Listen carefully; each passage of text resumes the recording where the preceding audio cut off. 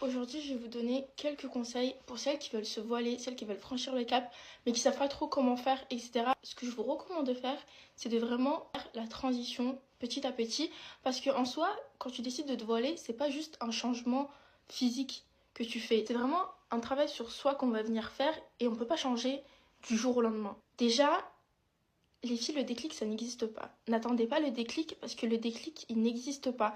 Après, certes, comme je vous l'ai dit, on peut pas faire ça du jour au lendemain. Après, il y en a qui le font et pour qui ça marche, mais ça reste quelque chose de fragile. Il y a une image que j'aime bien, c'est l'image du sac à dos.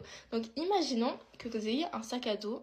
Donc, votre sac à dos, c'est votre vie. Ok, vous avez votre sac à dos sur le dos.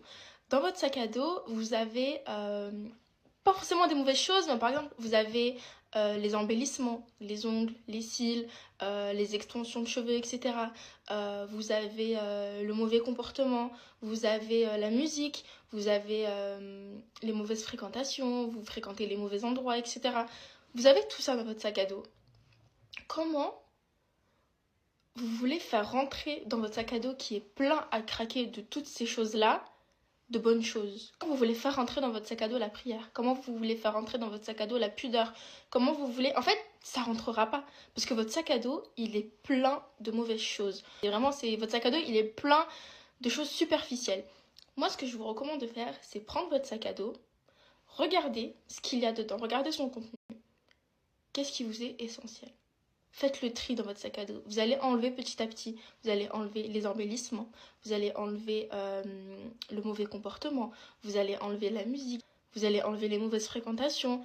Et au fur et à mesure que vous allez enlever ce qui n'est pas bon, vous verrez déjà que votre sac à dos il sera plus léger. Et à partir de ce moment-là, vous pouvez faire entrer tout ce qui vous est vraiment nécessaire dans votre sac à dos. Religieusement parlant, moi, ce que je vous recommande de faire, c'est pas forcément de faire plus que ce que vous faites déjà, mais de faire mieux que ce que vous faites.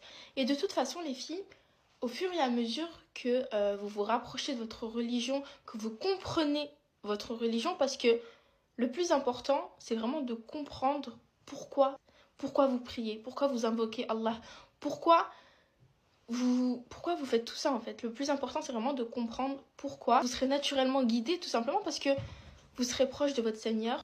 En tout cas, les filles, dites-vous que vous le faites pour votre Seigneur et vous le faites pour personne d'autre. C'est vraiment une démarche qui est personnelle. Si vous sentez que vous le voulez vraiment au fond de vous, si vous sentez que vous êtes prête, surtout n'hésitez pas. Parce qu'à partir du moment où vous allez commencer à hésiter, vous allez vous chercher des excuses, vous allez repousser la chose et on ne sait pas quand est-ce qu'on va mourir les filles.